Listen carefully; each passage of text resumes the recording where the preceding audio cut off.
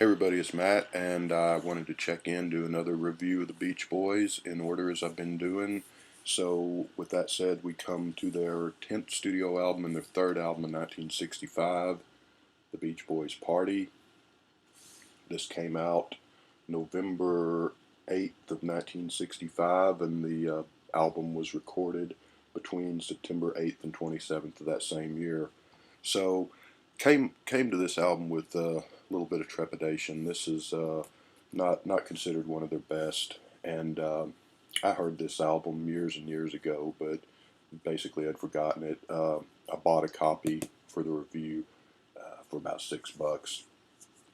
Wasn't really looking forward to this, especially because this comes out before Pet Sounds, the next album after this, which is considered their masterpiece or their best work by many people, and it follows on the heels of Today and Summer Days and Nights and several albums that where their songwriting was maturing and growing and really good quality albums. So this is sort of the considered to be the sore thumb in the bunch there.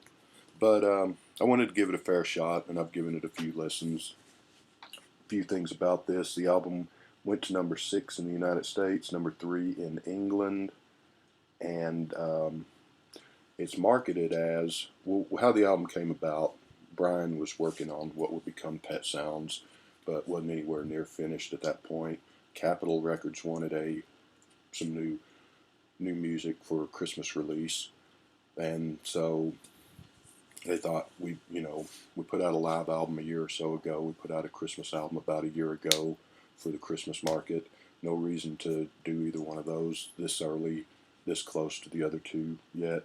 So someone came up with the idea of, hey, what if the Beach Boys had a party, or what if some people had a party at their house, 15, 20 people, whatever, and the Beach Boys just happened to show up and pull out the guitars and start singing some songs, and so this is what that was thought to be workable, and that's how this album was marketed. That this is, I guess, in a sense, a live album of the Beach Boys at somebody's party, singing songs, having fun, playing guitars, and so forth.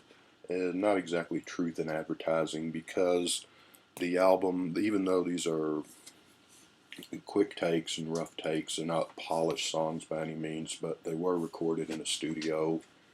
And then the sounds of people at a party, the chit chat, conversation, laughter, and so forth, that was added on or overdubbed onto the songs that were already recorded. So there was no actual party or live recording of these songs. And this has been, some people have said this is kind of the first unplugged album, the unplugged stuff that came along decades later on MTV, which is in a way a fair statement.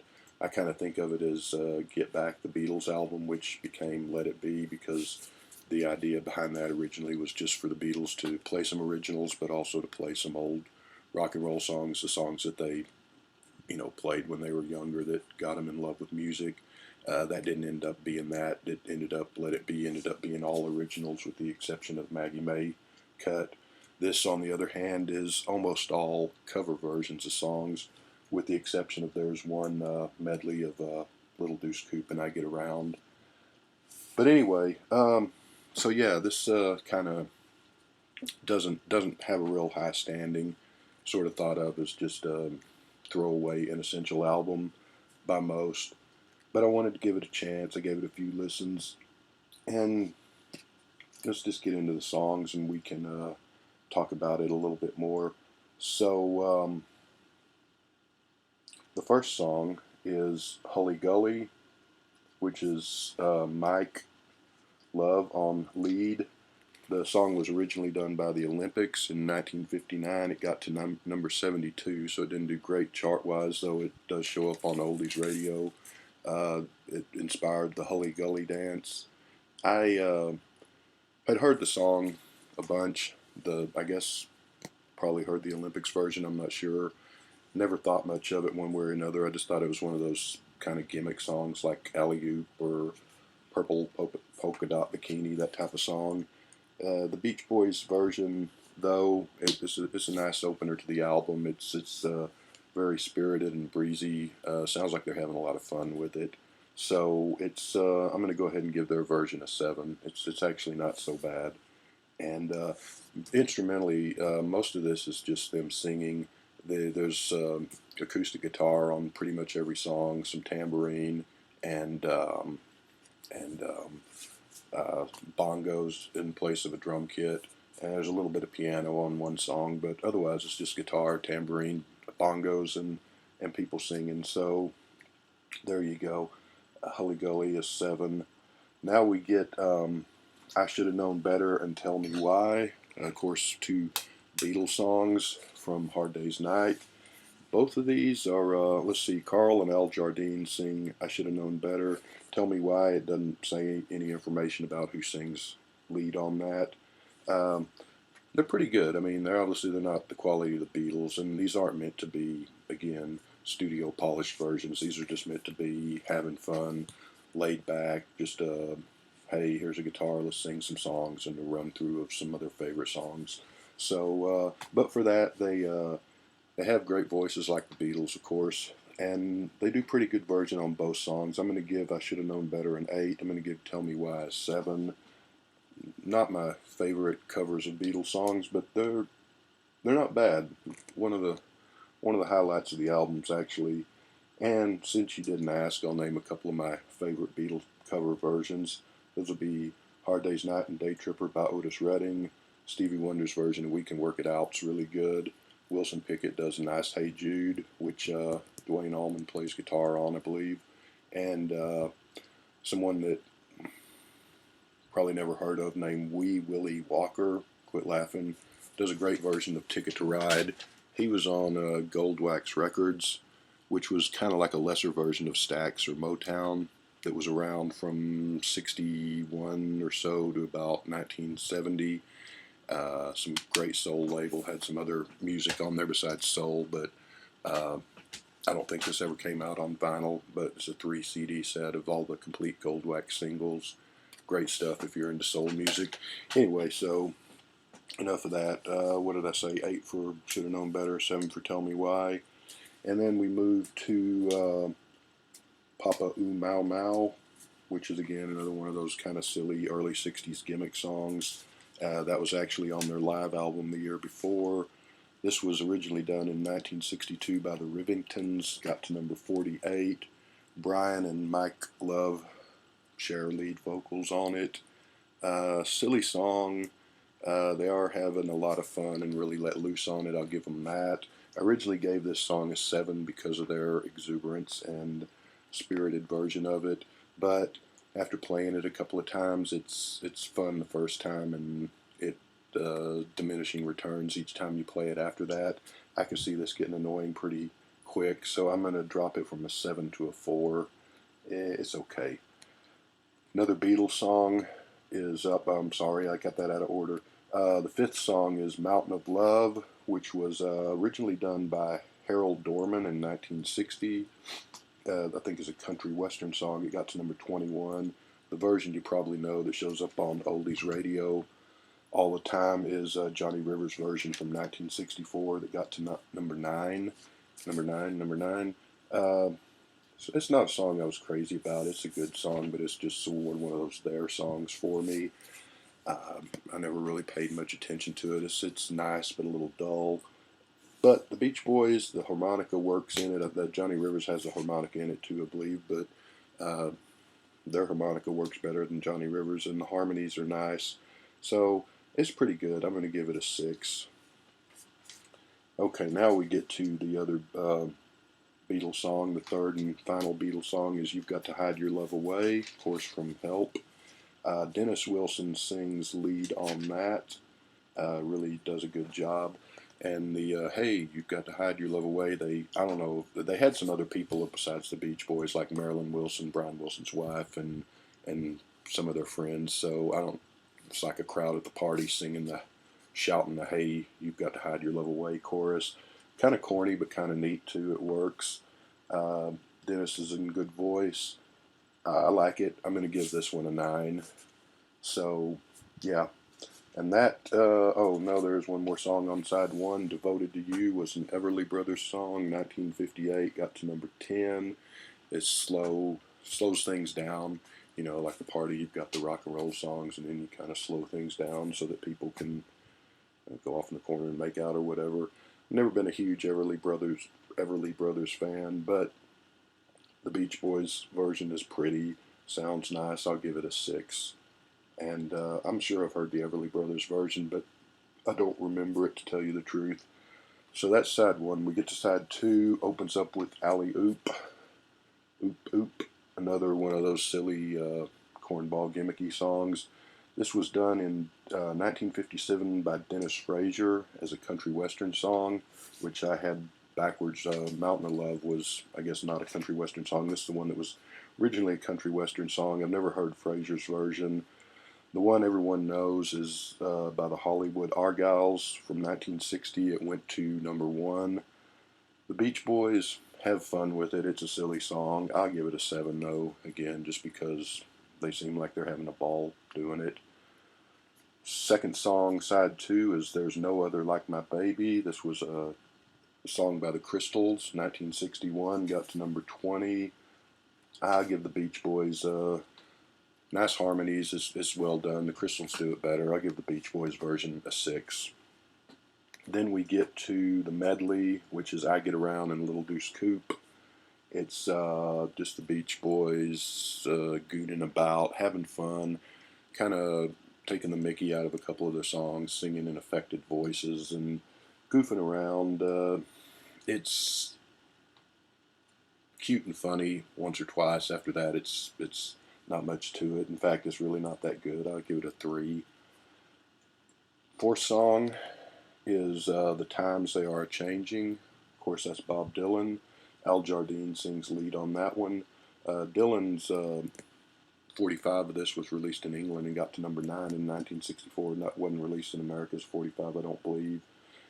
Jardine sounds more like Barry McGuire singing Eve of Destruction than he does Bob Dylan. It's an okay version. The original's better, of course, and the Beach Boys version really doesn't add anything to Dylan's version. I'm going to give it a 4. And that's when it comes to covers, I'm not really big on covers anyway. I know that back in the early 60s and the 50s, a lot of bands did a lot of covers, the Beatles, the Rolling Stones, the Kinks, and before that, Elvis and so forth. And that's fine and well if they bring something to it, something fresh or different. But especially when they just do, just pretty much sounds like the original. They're kind of no real purpose to them that I can see. So then we get to the final song on side 2. Final song on the album is Barbara Ann, which was one of the most famous Beach Boys songs, of course. There are 45 of this. This is only 45 released off this album. Got to number 2. And the Regents did it originally in 1961. It got to number 13 for the Regents. Brian Wilson sings lead on this, and as does Dean Torrance. They share lead. Dean Torrance of Jan and Dean. He's not credited on here, but at the end of the song, you can hear Carl say, "Thanks, Dean." So that's how you know he's there. Now, the funny thing about Barbara Ann is that it was not supposed to be a single originally, but the band had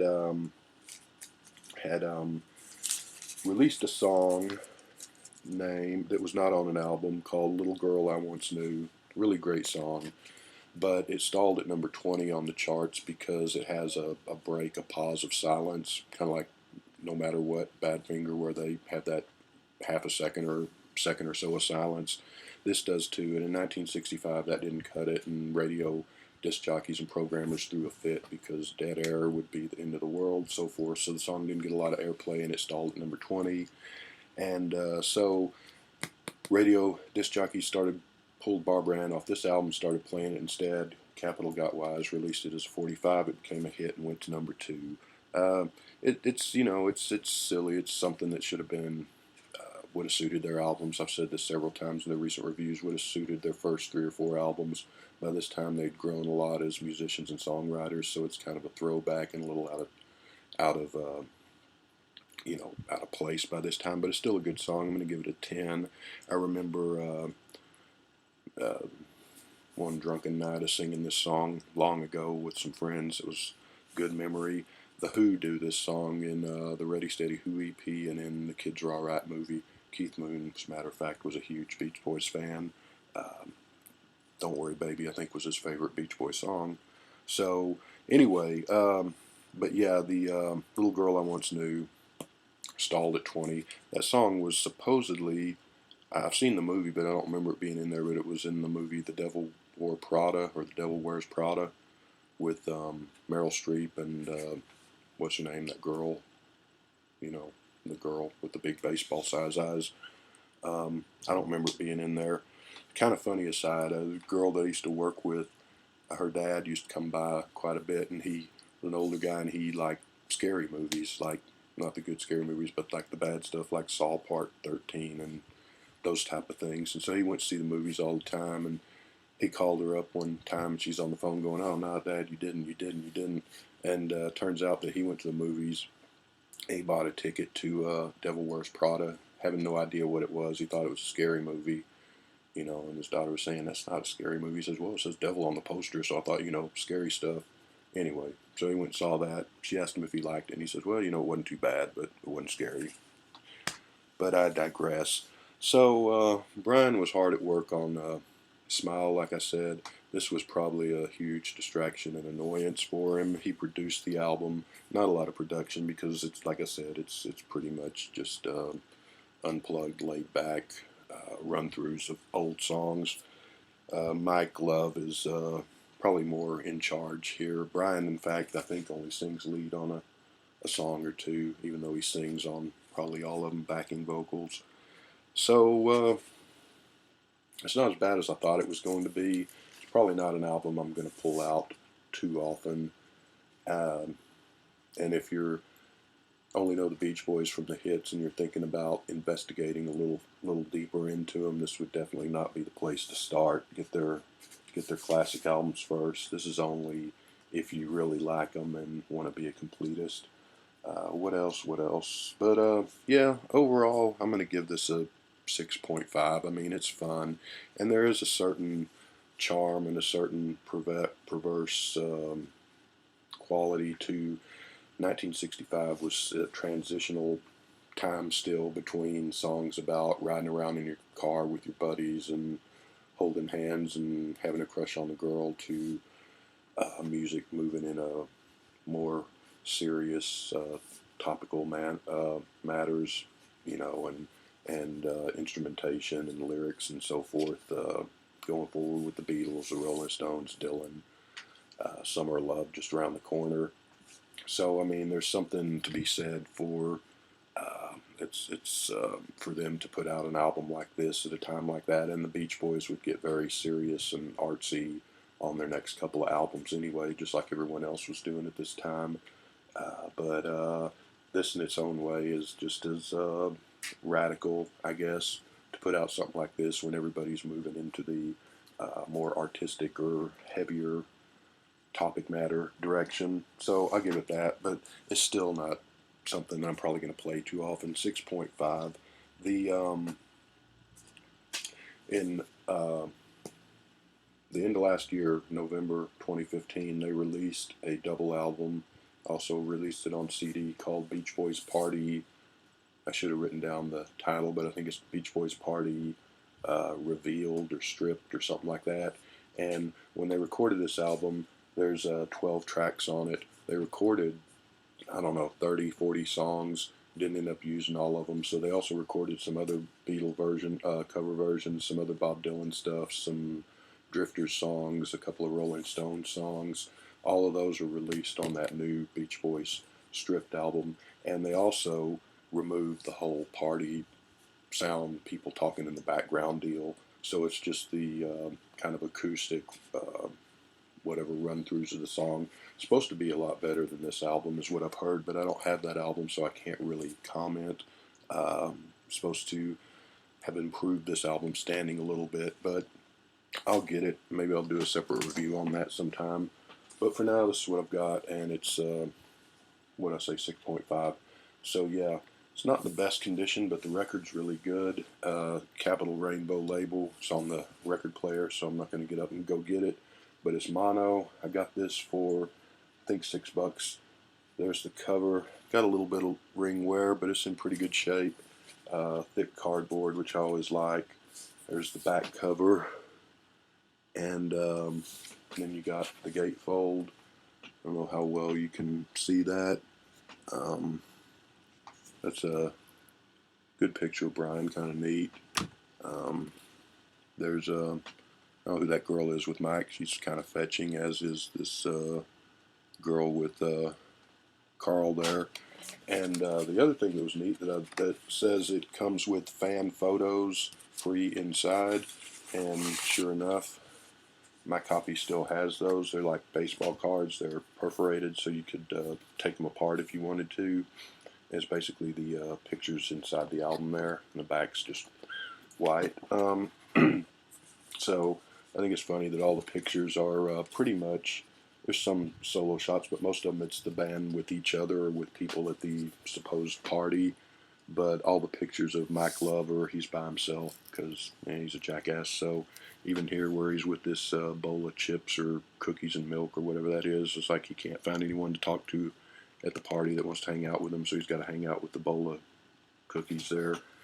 And anyway, he is an idiot. But 6.5, and if you're a huge Beach Boy fan, yeah, or if you get into them, you find out you really like them. This is something to get maybe eventually. It's not essential, but it's not as bad as I thought it was going to be. We'll be back with the next one up soon enough, and hope everyone has a good weekend. And I'll personal note, I want to thank everyone who said something about my losing my dog and all. That meant a lot. So it's still a huge loss for me. But have a good weekend, and we'll talk to you soon.